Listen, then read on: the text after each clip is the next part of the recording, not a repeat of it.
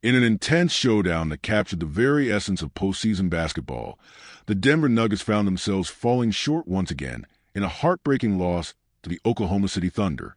The narrative was eerily familiar to their previous Game 4 encounter. A strong performance through 3 quarters, only to be undone by a dramatic collapse in the final period. The Nuggets seemed poised to close out the game with a solid lead, but the shooting woes in the fourth quarter proved to be their undoing, a familiar pattern from the past 2 contests that now looms large in their playoff journey.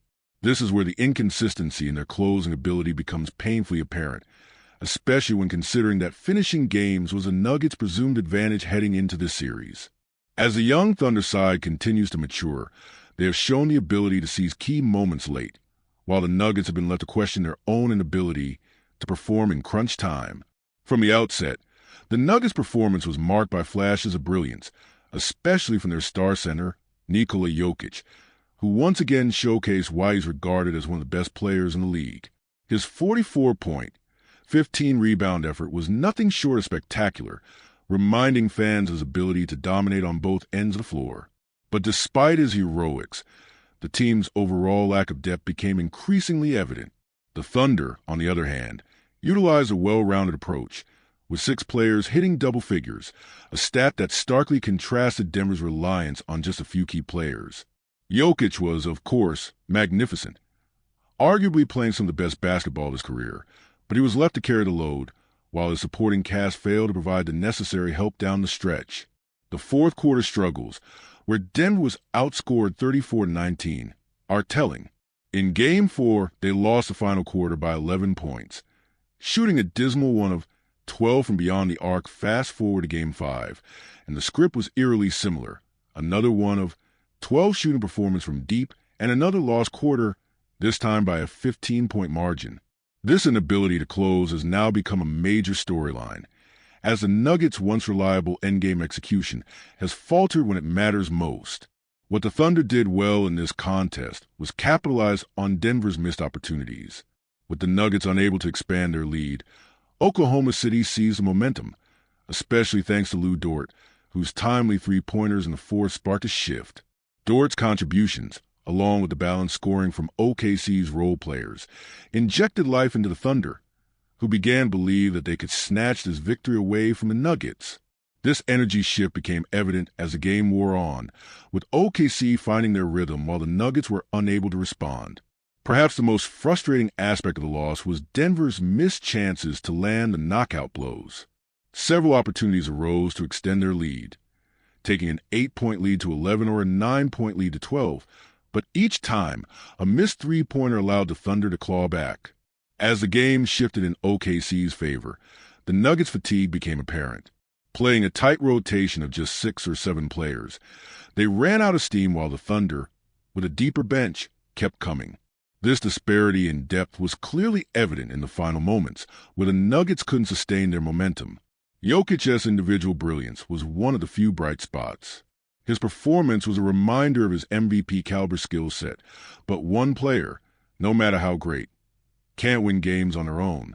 While Jokic was efficient and made crucial shots, including a remarkable 5 of 7 from 3-point range, the Nuggets' lack of support from their bench was glaring. Players like Bruce Brown and Jamal Murray, who had shown flashes of brilliance in the past, were nowhere to be found when the team needed them most. Murray, especially, had a fantastic third quarter, but went cold as the game wore on. Meanwhile, the bench was ineffective, failing to provide the necessary scoring boost to alleviate some pressure from Jokic. In contrast, the Thunder, true to their form, played their usual style with a deep rotation and multiple contributors. This is a hallmark of their game, and it's something that Coach Mark Daigneault has consistently utilized throughout the season. Despite conventional wisdom that playoff rotations shorten, the Thunder have stayed committed to using their entire roster, and it's been paying off. The Nuggets, on the other hand, have struggled with bench production, which have become a significant factor in their inability to close out games. From a coaching perspective, Michael Malone's decision to keep Jokic on the floor during crunch time, despite his heavy minutes, was a bold one. Jokic had been playing through discomfort, but he had found a rhythm early, making key shots and battling in the post. Malone believed that keeping him out there would help the team finish strong. But in hindsight, the lack of rest for Jokic and the fatigue that set in during the final moments of the game were factors that ultimately worked against them. Jokic's brilliance aside, the supporting cast, or lack thereof, was a decisive factor in the loss. The Nuggets have now lost 3 of their last 4 postseason games in which Jokic has scored 40 or more points, which begs the question, why is this the case?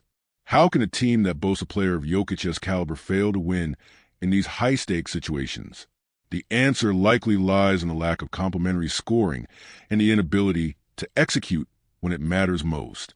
And though the Nuggets have a superstar capable of putting up historic numbers, they need more consistent performances from their other key players to have a chance at making a deep playoff run. Moving forward, Denver will need to regroup and look at the areas where they fell short in this game. Game 6 looms large, and with their backs against the wall, the Nuggets will need to come out with a sense of urgency and poise that they lacked in the final moments of this game.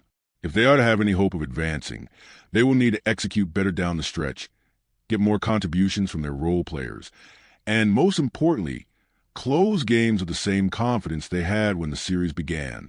The Thunder, though, will undoubtedly come out with renewed energy, looking to seize the opportunity and deliver the knockout punch.